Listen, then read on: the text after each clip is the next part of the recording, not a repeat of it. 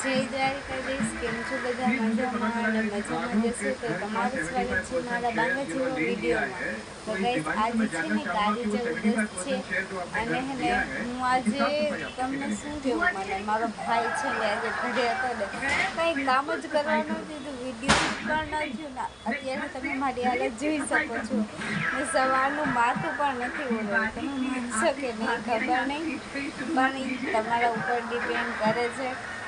આજે કહેવામાં કંઈ નથી ને કાલે છે ને દિવાળી છે તો બધા એને ફટાકડા ફોડવાના છે.